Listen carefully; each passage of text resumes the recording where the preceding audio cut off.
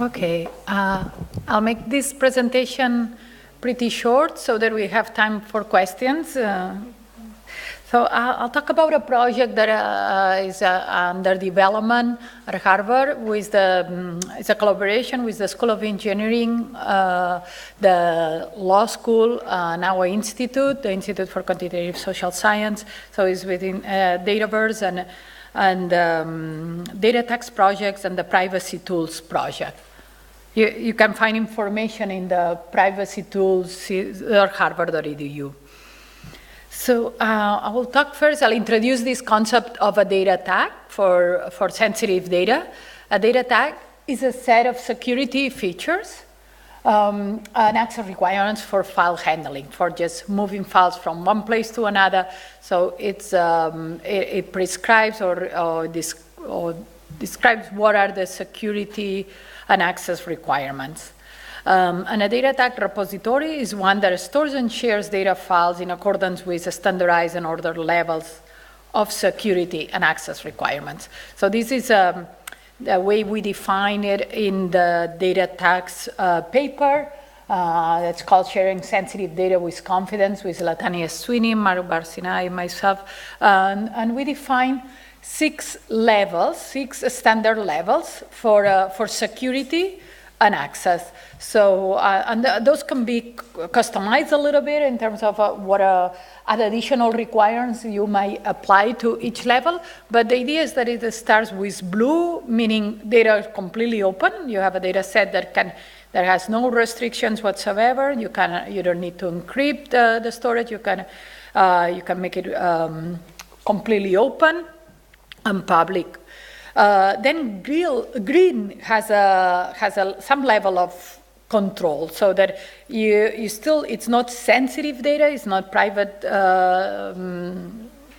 privacy, data with privacy issues like it would be from GDPR or so, but you still want to know who downloaded the data. So in some cases you might have a data set that has been de-identified, and you think that, probably is okay to make it accessible to others, but there may be still a risk of re-identifying it, or in some cases you might want to contact the people who downloaded the data if at some point that data set becomes, needs to be removed or so because of you could re-identify some of the individuals. Then we have yellow, and in this case now you start to have more restrictions. So you need to register and have an approval in order to access the data, and it will be associated with a data use agreement. Then in orange you need to have encrypted storage, and you need an approved, to be able to, you have to sign a data use agreement, and you need approval also to access the data. Red, you need a two-factor authentication. And Crimson is not something that we're implementing, but the idea is that there is some level for very high sensitive data that you might need to work on it outside the network. You might not be able to share, or if you share it, it has to be under maybe multi-encrypted storage. So these levels were inspired by some security levels we have at Harvard. There are 5 levels, but that now we are revising and converting into these data tags, so that when a data set needs to be stored in our data center, we know what level of security and what, each one of these levels comes with a set of audits or loggings that you need to do to track who has used the data. So the requirements for the data tags repository, this came out displaying wrongly, but it says that it supports more than one data tag, that each file in the repository must have one and only one data tag. And there are additional requirements that cannot weaken the file security and cannot require the same or more security that a more restrictive tag. The important thing is that those data tag levels are ordered, right? So each one has to adds an additional security and access restriction. So recipient of a file from the repository must satisfy file access requirements, produce sufficient credentials as requested, and agree to any terms of use required to acquire the file. So number 4, for satisfying that a repository supports is compliant with data tags, is that it needs to provide technology guarantees for requirements 1 and 2 and 3. So just something to understand about, well, Dataverse and many of the general purpose repositories that exist there, like Figshare and Zenodo and Riot and others for example, from NIH, and so most of them do not accept sensitive data. You have to de-identify the data before you can deposit the data sets. We're trying, you can see that in the terms of use of many of those data archives or data banks, like this one. If you are submitting human sequence to GenBank, do not include any data that could reveal the personal identity of the source and so and so. But the more the more data we have from many different sources, the easier it's becoming to be able to identify an individual in a data set. So there is a risk still about making those data sets accessible. Also, in some cases, you do want all the information, the information, you don't want identified completely because you lose some utility in the data set. So that's why what I want to do is build a repository using the Dataverse platform that integrates with data tags so that can support sensitive data, but it still guarantees these requirements for security and access. The idea about that is that if you start with a data file that needs to be deposited in the repository, you need to make a decision about whether it will be blue, green, yellow, orange, red, right? Again, we don't support crimson. We don't plan to support crimson. This is under development. But then in order to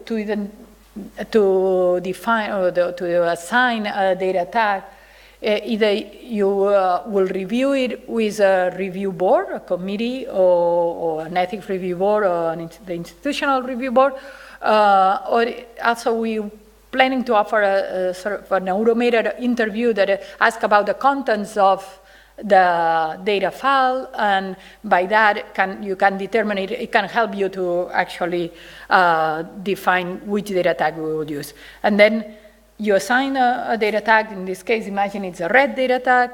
That means that you will need to have two-factor authentication. It will need to be stored in an encrypted storage, and you need an approval that it has to be signed, data use agreement, in order to, if you're given access to the data, so they have to go through that. Or we will offer also some summary of the data set or some queries to the data set that are differentially private, meaning that applying an algorithm to when you do a query that adds some noise to the result of that query. So you might be asking for what is the mean of this variable, what is it? Well, some information about that data set, and it returns it with additional noise that doesn't allow you to access or to get the information about the raw data. So just an example for how that interview works, and sure you cannot read all the details, but the idea is that it would be asking you questions, whether the data, what does it contain, and as you're answering questions, it's tracking all that information in an XML file, and at the end of the process, it gives you an orange data tag, for example. There is a group in the Netherlands with the National Archive there that have tried to apply these to GDPR and to say, we have a tree, a decision tree basically, that if you ask all these questions, it ends up say what level, how do you need to store that data, what is the privacy level of that data set. Yeah, that's all I wanted to say today, and I'm open to questions. We have some references of papers that explain that in more detail, and thank you.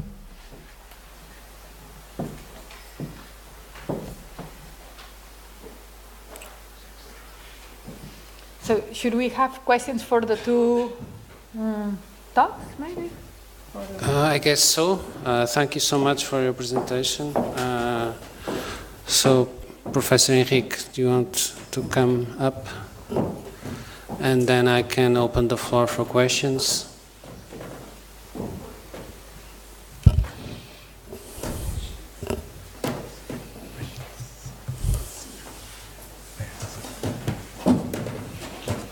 So, Mercè, I have a question. What kind of use cases do you have for using this mechanism? Is this machine to machine? Is this so? Can you explain? Yeah, yes. So some of the use cases we have is we have some data sets, for example, that have patient data or health data that needs to be stored in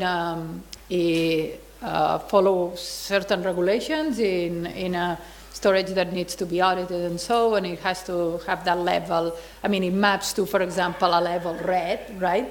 So that means that if we support this data set in the repository, in the data repository, we can guarantee that that data set that is now red will have to go through these requirements and this type of storage and access once you put it in the repository.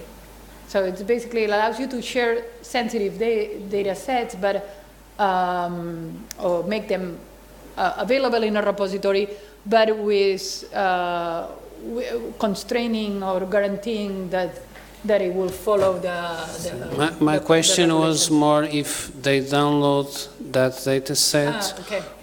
Or they just view it, because if they view it, it's easy. Yeah, it depends if on not, level, right. So it depends for the level. For green and yellow, they could download it, and for yellow, they still have to go through data use agreements. But at some level, then you could only access it in the place where, whether it's a data enclave or so, in the place where the data is, and you cannot download it. It's part of the agreement that is. Yeah, so a lot of those exceptions would be in the data use agreements. Mm-hmm. That's how you would define how you can use the data set. Okay. Yes, I would like to, in that one of the last slides, you were saying how the process went from data file deposits to then the automated interview, and then the definition of the data tag. Yes. And there were two ways, two paths. One, yes, this one. Yes, I went very fast, so I'm sorry, but I was trying to make the talk short. Yes.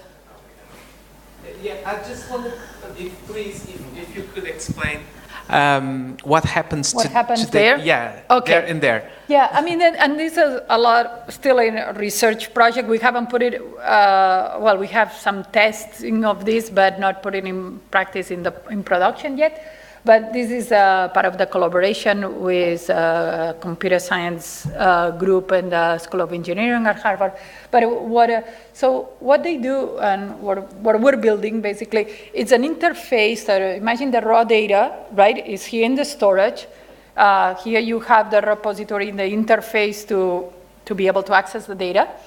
And you have this middle service that where you could say, I want to ask this a query about the data set. I mean, maybe you want to do a summary statistics or linear regression or something, and you have just the metadata. You have just some information about here the variables of that data set, but you don't have any of the raw values of the data. So then you submit it's an algorithm that uses differential privacy. Differential privacy is, well, it's been used more in a theoretical way, but not so much in practice, so that's why we're experimenting with that. But it's a mathematical guarantee that when you're returning a result from doing an analysis or some calculation, you're asking a question about a data set, the result will not reveal any of the rows of the individual rows, which is any of the privacy information or any a particular subject, right? So imagine that every row is an observation from data about an individual. You will never reveal the information from one of those. So it adds noise to the result. Okay. And it has a tension between, I mean, if it adds a lot of noise, maybe then becomes less useful, right, the answer. But you balance it with an epsilon that gives you less or more noise. Okay. Basically, and you have a privacy budget, so you can ask only a number of questions about that data set. Okay. And also, is it possible to see again the data tag repository requirements? Yes, It was yes. also a little bit fast. I'm sorry. Yeah, I know. I thought I had very little time, and I'm sorry because I converted that from a keynote to PowerPoint and just now, and it didn't work well. But yeah, so it goes through the definition of, I mean, based on the definition of a data tag, that it's this it's a set of security requirements and features and access features, right? So when you build a repository that supports data tags, you have to support at least 2 data tags, right? Because if not, it's just you're just supporting only sensitive data. So I mean, the value of that is that you have a repository that you can put open data and sensitive data, but you will have different requirements. So then it says each file in the repository must have one and only one data tag. So yeah.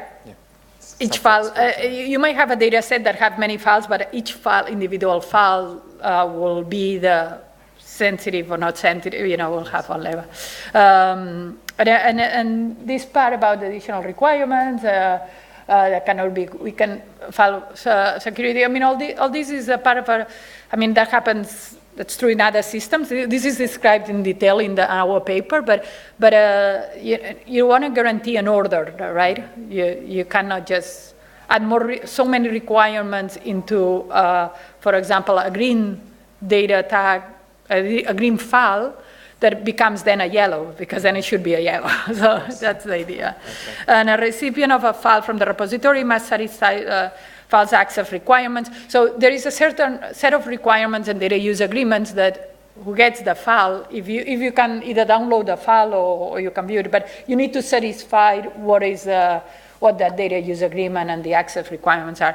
And then the nice thing with integrating with a repository is the repository can guarantee that you can only access the data under these circumstances, right? Or doing either through two-factor authentication or whatever is required for that level of security. So is that clear? Yes, very, very much. Thank you very much. Any additional questions? So, Mercè, are there, I don't know if you have, sorry, over there. I heard also a question for... No, it's a question for Enrique. I'd like to ask you, how do you see the exceptions about the research under the GDPR? There are several provisions specifically for research, and I belong to a research unit. What is specifically stated about research in GDPR in general, or maybe in Portugal? Apparently, part of this is supposed to be regulated at the national level.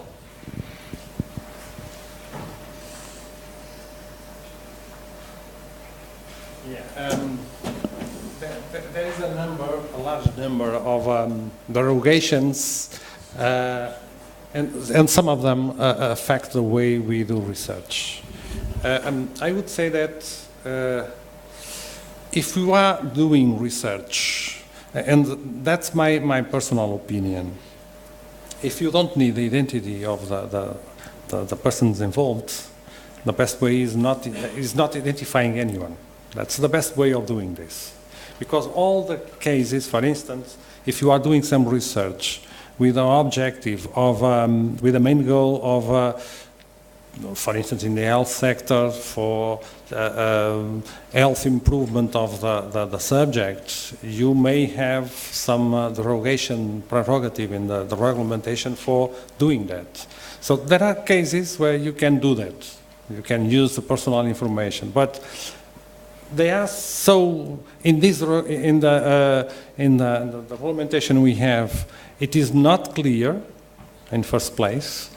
The 3 or 4 statements that approach the question, they are not clear. If you say, okay, how can I say, for instance, there is one clause saying processment necessary for research, for scientific research or history.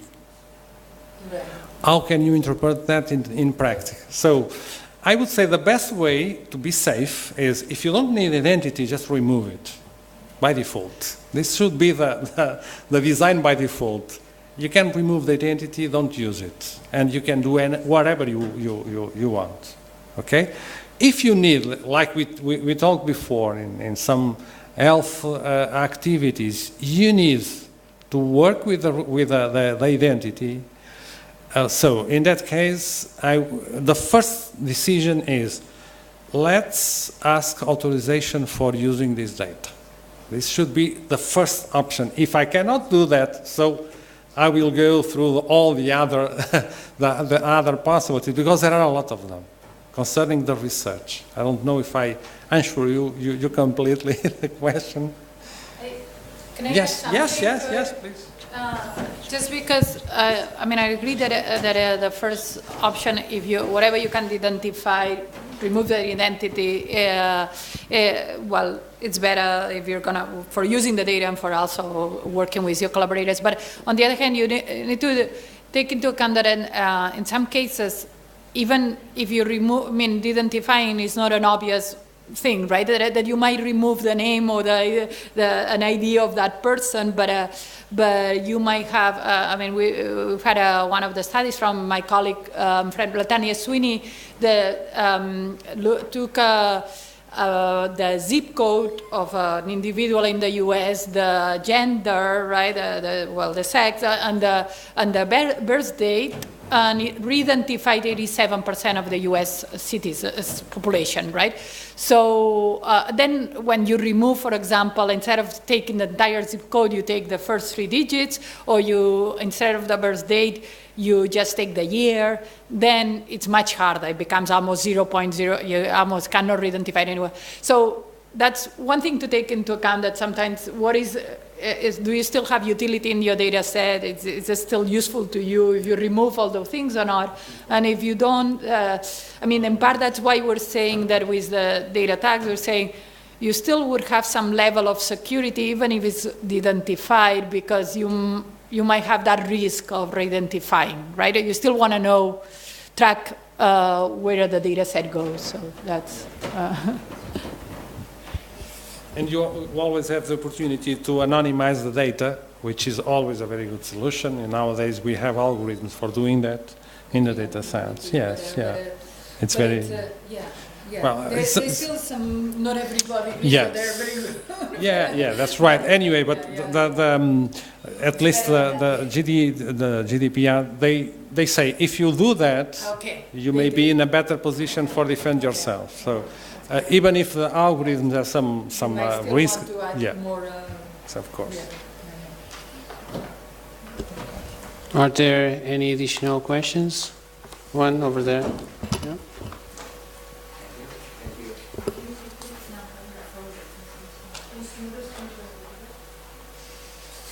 Okay.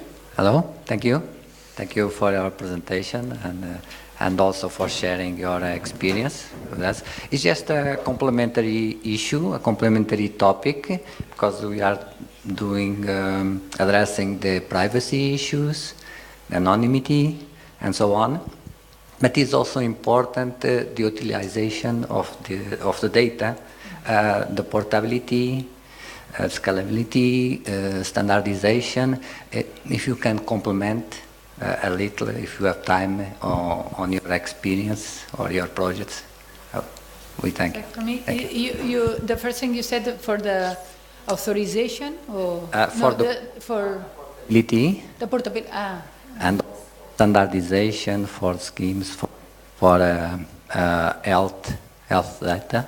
Yeah, right. And so on, Right. because this data is important to be used in other applications.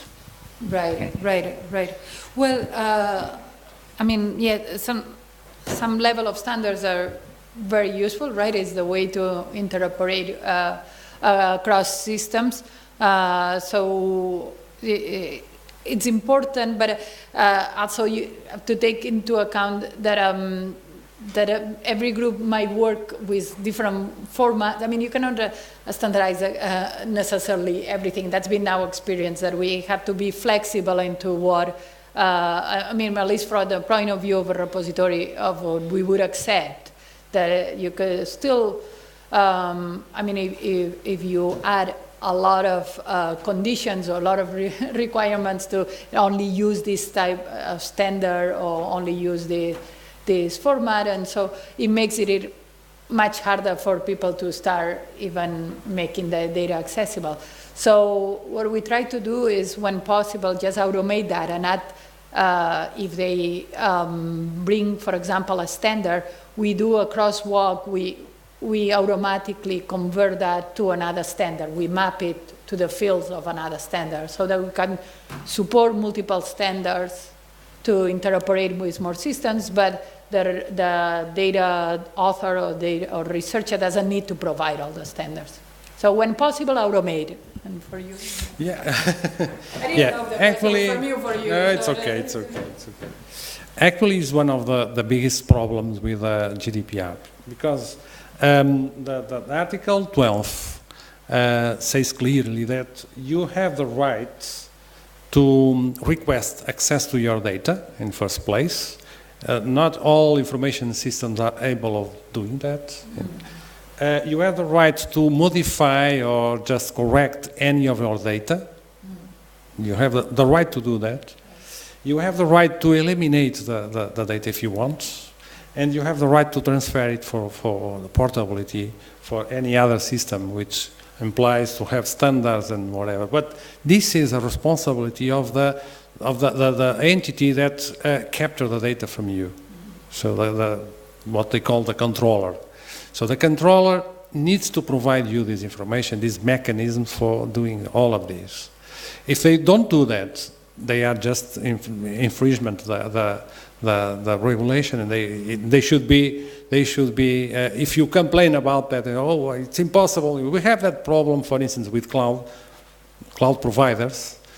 In large, they don't allow you to do this with your data, whatever it is. Well, most of the times they don't know where the data is in first place, so it's very difficult to do something like that. But that's one of the main problems that these companies, these organizations that are dealing with private data, they are dealing with. But we don't have any clear standards or clear, if you want, internal regulation for doing that.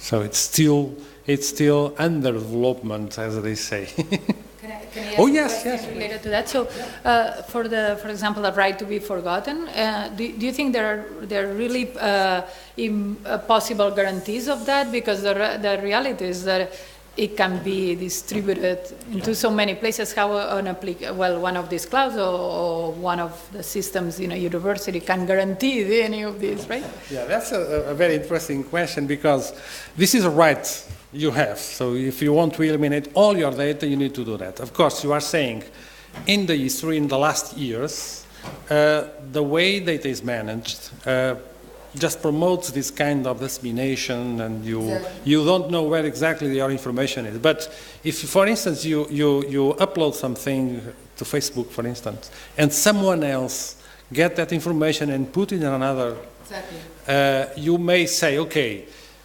if you are doing that in your personal use, you can do that. If the person that copies is doing in a personal way, is doing also, but Facebook and the others organization responsible for this tool, they are responsible for allowing you to do that. So, of course, I don't believe anyone will be forced it at this moment, but in the future, they need to be more careful with this kind of easy, promoting this easy way of distributing everything, because it is not necessary. So, so I believe that even in the communication sector, they will start doing specifying some rules to do that in a controlled way.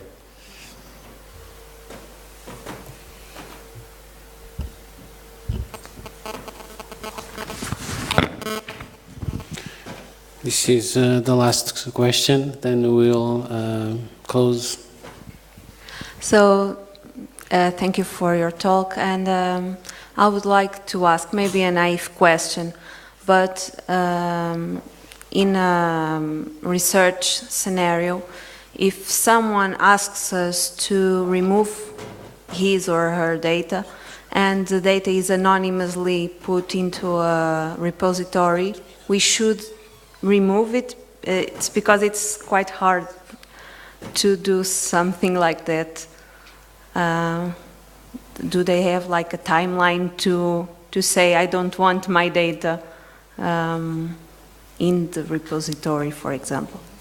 I can add a bit. Okay.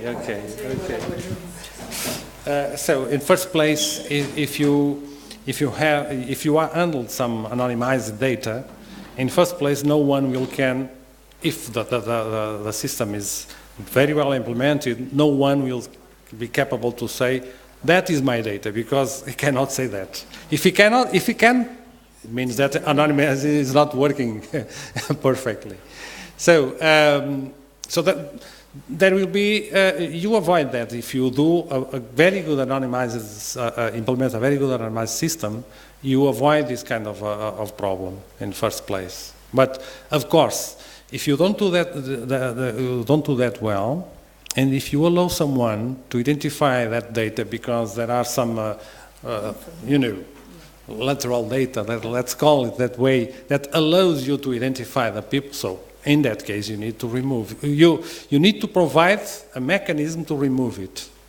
You don't need to do it by yourself. So you may ask someone, okay, but to provide this mechanism, you need to know how to remove it anyway. So it's more or less the same thing. Yeah. Yeah, and I just would add that because we're trying to figure out a lot of how to support some of the things, but also I would differentiate about data that maybe the repository or the application gathers from you for using as a user to use that application, like registration, with data, research data that you have been part of a study and so on. Then in that case you might have informed consent or might be anonymized. So are two different things, and I think it depends on how you came to collect that data, right? And I think if it's part of that you've registered to a place and they're tracking some of your data, you should have a mechanism for removing that person. And that's easier. We're doing that because we need to provide that, for example. But for a research data set, it could be harder because maybe that data was collected long ago. And yeah. Have any track of what has been doing with that data. Exactly. So there's... Okay, so I think it's time to close this workshop. I would like to thank the audience for the questions and making it so easier to moderate for this lively discussion. I would like also to thank Vasco, which will report on the plenary in a few minutes what happened in this session. And of course to the brilliant speakers for their participation. And please join me in thanking both speakers.